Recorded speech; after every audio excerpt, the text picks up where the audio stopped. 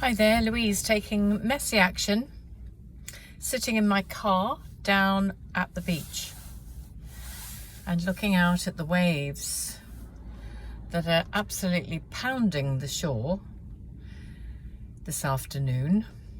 And I was thinking about power, and what power means to me, and actually sitting here looking at those waves coming in from the sea, coming in from the English Channel, I suppose, in front of me. They're very powerful. The power of the sea is huge. But also the power of our emotions is actually huge. And we can be completely knocked about by our emotions if we don't know how to regulate them, let's say. We can regulate our emotions by understanding who we are, by understanding that we actually hold our own power. Our own power is a very precious thing, and we give it away all the time to other people. Like somebody says something to you that upsets you, and we run with it. We let that to some extent control us, and we choose to be offended, or we choose to be upset. But in fact, the only reason that we kind of get offended or upset is because in some way what they've said about us resonates with what we actually feel about ourselves deep within. Now, often those things we feel about ourselves deep within are, unconscious beliefs about not being worthy, not being good enough, not being, not knowing the right way to do things, or whatever it is, If we've got a bad temper, potentially, if I'm a temperamental person and somebody accuses me of being temperamental, and if I'm not accepting that part of myself and acknowledging it and loving myself anyway, if I feel in any way that, like me being temperamental, there's something bad about it or wrong with it, then if that person says, oh, you're temperamental, then that's going to make me react, because I haven't accepted that within myself. It's there, but I haven't accepted it, and I don't want to look at it. And so if somebody points it out to me, it's like, how dare they? How dare they say I'm temperamental? I'm not temperamental. Oh. But anyway, joking aside, if you've looked at that part of yourself and you're aware of it and you understand it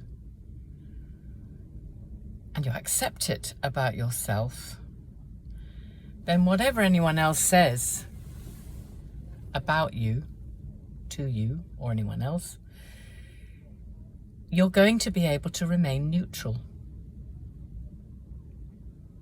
You're going to be able to remain neutral. In fact, when someone says something to us, in that sense, if we get wound up in some way, or triggered, I should say, if we get triggered in some way, and we get that response within our body, which is a physical response because it's to do with chemicals and things that we secrete in our body in response to, someone saying something about us or doing something to us, or anything else like that moment when you notice you've lost your wallet and your stomach just does a double triple flip or your car keys, that moment is like, oh, and that emotion is really strong because it's a physical response. However,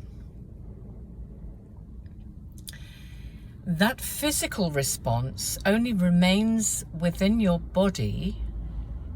I'm not sure of the length of time, but it's something like 90 seconds. And after 90 seconds, those chemicals that create those emotions within you dissipate and go away. Your body deals with it, sorts it out, cleans it out, and gets rid of it for you. But if it goes on longer than the 90 seconds or something like that, it's not long. If it goes on for longer than that, it's because you can't let it go. Because you won't look at it within yourself. You know, if at that moment when you get that response and you look at yourself honestly and you go, does that really exist within me? And if you can, even if it doesn't, if you can accept that that's a possibility and you can come to terms with it, then that response, you won't hang on to it. It won't go on and on. The only reason why vendettas happen is because families, the members of the families who are having these vendettas cannot let go of whatever it was that caused the vendetta to start, because they can't let go. So being in your power, to me, people say, oh, you give your power away, you've got to be in your power, and all that kind of thing. And it's hard sometimes to understand what they mean. And I think what it means is actually at that moment of agitation and anger or whatever, that you are able at that moment to stand back and look at it and go, okay, could I be like that? Would I have the capacity to be that horrible? Maybe I could. Does it matter? No. Does it make you feel better? Heck yes. Heck yes.